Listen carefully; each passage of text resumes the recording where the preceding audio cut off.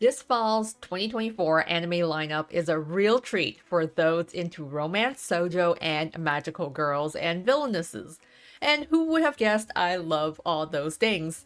So let's dive right into spotlighting what's coming up in October. First up is Kekkon Surute Honto desu ka, aka 365 Days to the Wedding. This story is about two coworkers working for a travel agency who both happen to be single. Unfortunately, their job is looking to staff someone in their new office all the way in Siberia. And guess what? Non married employees are on the top of the list for a potential candidate. Our main characters, Rika and Takuya, do not want to be the chosen one to pack up and leave their life in Tokyo. So, Rika comes up and approaches Takuya with an idea that they should pretend to be married for a year until someone else gets picked to work for the job posting instead. The main thing is, though, that these two have barely talked to each other up to this point, and they're also both introverted, quiet, and socially awkward. But of course, this fake relationship could turn into something real, hashtag fake dating, fake marriage trope. So if you want to see two introverts learning how to navigate through a fake relationship and learn to communicate with each other, this one is for you. Next is I'll Become a Villainess Who Goes Down in History. We are seeing more of the otome isekai reincarnation genre for the girlies and also those who love the villainous type stories. As per the usual otome isekai recipe, a young woman gets hit by a truck and is reincarnated into her favorite otome game as her favorite character, Alicia Williams, the villainess of the game, though as her 7-year-old self. She is delighted to have been reincarnated as a villainess and decides to make it her goal to become the greatest villainess who will go down in history. Yes, like what it says in the title. To become the greatest villainess, she trains her body, studies magic diligently, and learns sword fighting while maintaining a villainous behavior. This catches the attention of the prince, Duke Seeker, and also the king who quizzes her on economical and social issues of the kingdom from time to time. She eventually stumbles upon several books on dark magic, in which she begins to level up her magical ability quickly and gets involved with a poor village nearby.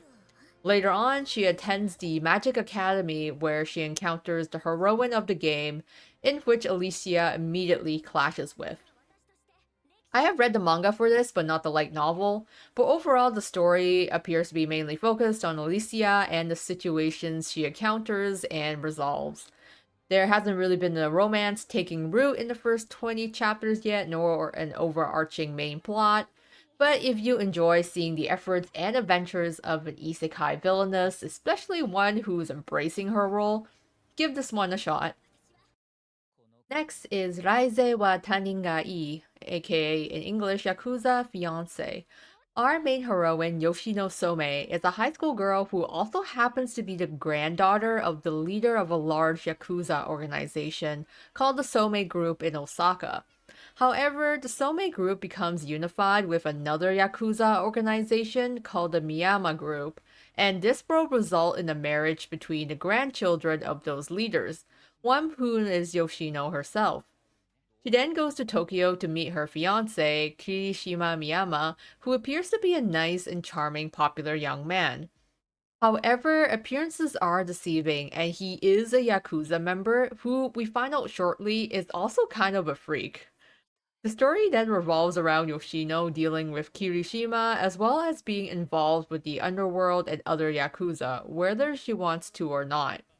If you enjoy an unhinged male lead, a relatively feisty female heroine, and a pairing where they're matching each other's freak, please check this one out. Going into fantasy with time travel is The Do-Over Damsel Conquers the Dragon Emperor. Our heroine, Jill Savelle, was a strong soldier of noble blood, nicknamed the Lady Goddess of War. But she was betrayed by her fiance, the prince, and was unjustly brandished as a traitor. Just as she is about to die after escaping imprisonment, she finds herself waking up 6 years in the past as her 10-year-old self, on the day that the prince had proposed to her in the past. To avoid the bleak future, she tries to evade the prince during his birthday celebration and picks a random man at the party, lying to the prince that she's fallen in love with this man and will make him happy. This man turns out to be the emperor of the neighboring kingdom, and surprisingly, he accepts her as his wife. 6 years in the future, however, he will be a cold ruler leading a war that plunges the entire kingdom into a sea of flames. At the moment, however, he is a lonely yet endearing emperor, and Jill decides to stay with him despite her proposal to him initially being a joke, and also to prevent him from becoming a great villain. If you like male leads that are strong, adulting, and physically strong heroines, you should give this one a shot. Especially if you like the series I'm a Villainess, so I'm taming the final boss, as I feel they had similar vibes. One thing I wanted to note is that yes, Jill is 16 in the body of a 10-year-old and the Emperor is 19. So there is an age gap, even if there is no sexual relation or content in the series itself. Next up for Shoujo is Nina the Starry Bride. Our heroine Nina starts off as a poor orphan alongside her brothers, needing to steal to survive. But she gets sold off by one of her brothers to slavers. Her captor, however, is actually the second prince of Fortna, Prince Azure, who brings her in on the basis that she is to take the place of the country's priestess princess, Alicia, who had died in an unfortunate accident. Though the two do not look alike at all, Nina is a body double due to her blue lapis lazuli eyes and the fact that most people have not actually seen the princess. She is meant to keep up this charade until she's married off to a powerful neighboring kingdom. In the meantime, however, she has to learn to act like a princess while also dealing with her and Azure slowly getting drawn to each other. Another male lead also gets introduced later on in the story, so fans of traditional shoujo enjoy. Moving on to the Maho Shoujo magical girl genre, first up is Acro Trip.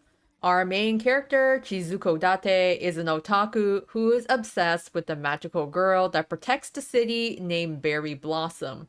She fights against Chroma, the leader of the local evil organization called Fossa Magna, but he's so weak and loses so often that no one cares anymore about the battle between Berry Blossom and Chroma. However, Chizuko wants to put her Oshi in the spotlight and grow her popularity.